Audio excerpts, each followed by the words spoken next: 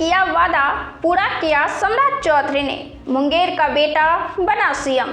हमारे मुंगेर में दिवाली और होली मन रही है, गजब का माहौल बना हुआ है, सड़कों पर खुशियां मनाई जा रही है। सम्राट चौधरी बिहार के सीएम हो चुके हैं। सम्राट चौधरी के सीएम बनते ही मुंगेर का माहौल कुछ अलग ही है और वह इसलिए कि सम्राट चौधरी मुंगेर से आते हैं। तारापुर से उन्होंने चुनाव लड़ा था और जब चुनाव का रिजल्ट निकलने वाला था तो वहां का माहौल कुछ अलग ही था। कयास तक लग रहे थे कि सम्राट चौधरी हार न जाए, लेकिन सम्राट चौधरी जीते भी और अब बिहार के मुख्यमंत्री भी बने। जी हाँ, हमारे मुंगेर में गजब की खुशी छाई हुई है। मुंगेर से सीएम बनने की खुशी, भारतीय जनता पार्टी में यूं तो खुशी की लहर है ही, क्योंकि पहली बार बिहार से भाजपा पार्टी का सीएम बनाया जा रहा है। लेकिन मुंगेर में भाजपा इकाई के बीच अलग ही खुशी है। हमारे मुंगेर में दिवाली और होली मन रही है। एनडीए कार्यकर्ताओं का उत्साह देखते बन रहा है। जिला अध्यक्ष अरुण कुमार पोद्दार के नेतृत्व में बड़ी संख्या में कार्यकर्ता जुटे। महिलाओं ने भी बढ़ चढ़कर हिस्सा लिया और एक दूसरे को रंग गुलाल लगाकर बधाई दी। ढोल नगारों की थाप पर कार्यकर्ता झूमते नजर आए। हर चेहरे पर गर्व और खुशी साफ झलक रही है। सम्राट चौधरी जिंदाबाद और मुंगेर का बेटा बना सीएम जैसे नारों से पूरा वातावरण और पूरा शहर गूंज रहा है। लोगों का कहना है कि यह सिर्फ एक नेता की जीत नहीं, बल्कि पूरे मुंगेर जिले के सम्मान की जीत है। कई कार्यकर्ताओं की आंखें खुशी से नम भी दिखी हैं। उनका कहना है कि वर्षों की मेहनत और संघर्ष के बाद यह दिन आया है जब मुंगेर की धरती से एक नेता प्रदेश के सर्वोच्च पद तक पहुंचा है। यह पल गर्व और भावनाओं से भरा हुआ है। हमारे शहर से बिहार के सीएम बने हैं।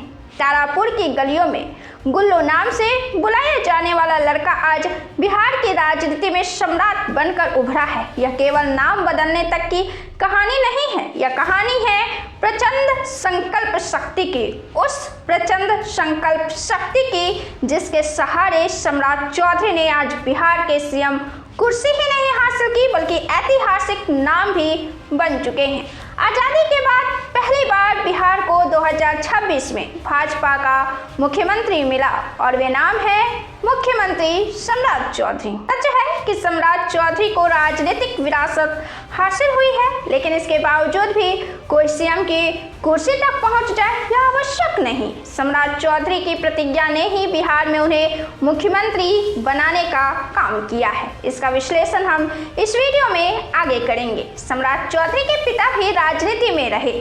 लालू के साथ राजनीति करने वाले सम्राट चौधरी लालू के खिलाफ में सत्ता में ताल ठोकते रहे हैं। 1999 में राबड़ी देवी की सरकार में सम्राट चौधरी कृषि मंत्री बने थे। तब उनकी उम्र को लेकर काफी विवाद गहराया था। आज भी उनके विरोधियों के लिए यह मामला छिड़ जाता है। 2014 में भी वे नगर विकास के मंत्री थे। 2000 और 2010 में वे परबत्ता से विधायक हुए थे। 2018 में राजद को अलविदा कह दिया। इसके बाद जब एनडीए में आए तो यहाँ भी वे मंत्री बने और पंचायती राज मंत्री बने। उनके पिता शकुनी चौधरी समता पार्टी के संस्थापक सदस्य में से एक रहे हैं। कुशवाहा समाज में उनका नाम बड़े नेताओं में शामिल है। वे खुद भी विधायक और सांसद रहे हैं।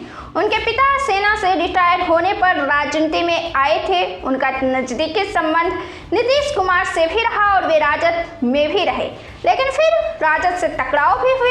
आज वे अपने बेटे के मुख्यमंत्री बनने पर काफी भावुक हैं और उन्होंने पुराने दिनों को याद किया है। शकुनी चौधरी इसे केवल राजनीतिक उपलब्धि के तौर पर नहीं देखते हैं, बल्कि वर्षों के संघर्ष और संकल्प शक्ति की जीत के तौर पर देखते हैं।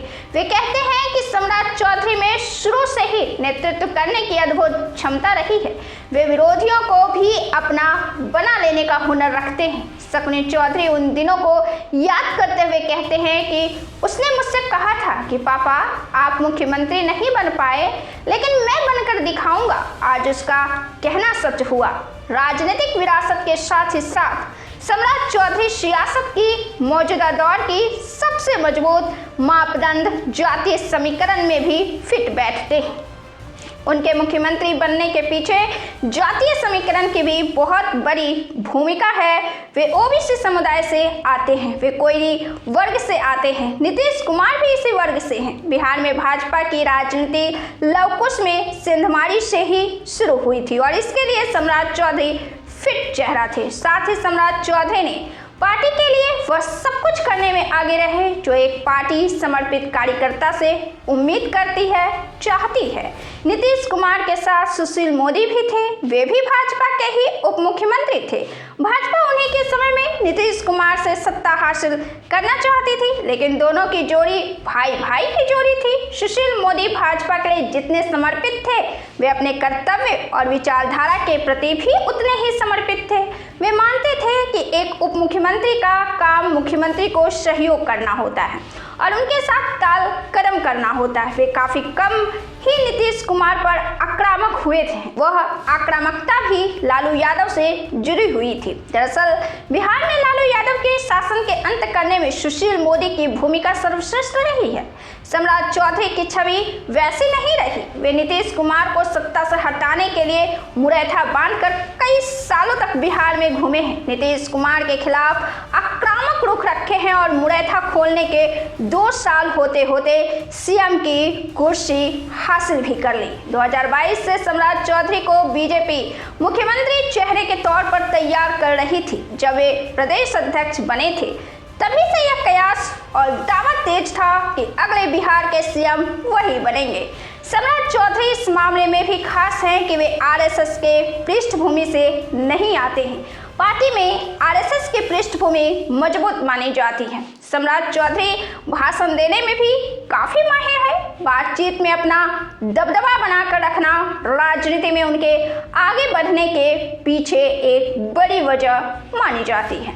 सम्राट चौधरी को बीजेपी ने प्रदेश अध्यक्ष बनाया था, तब सोशल मीडिया पर उनके समर्थक दावा कर रहे थे कि सम्राट बिहार में बीजेपी के योगी आदित्यनाथ बनने वाले हैं। सम्राट चौधरी ऐसे नेताओं में से हैं जिनके नीतीश कुमार से कभी नहीं बनी है। बीजेपी ने अपना दांव 53 साल के सम्राट चौधरी पर लगाया है। हालांकि जब वे उप मुख्यमंत्री बनाए गए और उन्हें नीतीश कुमार के साथ रहना पड़ा तो दोनों के बीच के संबंध जब कैमरे में कैद हुए तो वह काबिले तारीफ रही है। बीजेपी ने अपना दांव 53 साल के सम्राट चौधरी पर लगाया है जो एक नौजवान नेता है।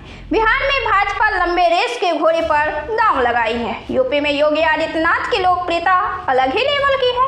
सम्राट चौधरी भी बिहार में योगी मॉडल लागू करने की बात क्राइम के मामले में कर रहे हैं, लेकिन एनडीए घटक दल के नेता ही इसके विरोध में हैं। हालांकि सम्राट चौधरी में बैलेंस करने की क्षमता गजब की है। विरोधियों के साथ भी उनका व्यक्तिगत संबंध विरोधियों वाला नहीं होता है।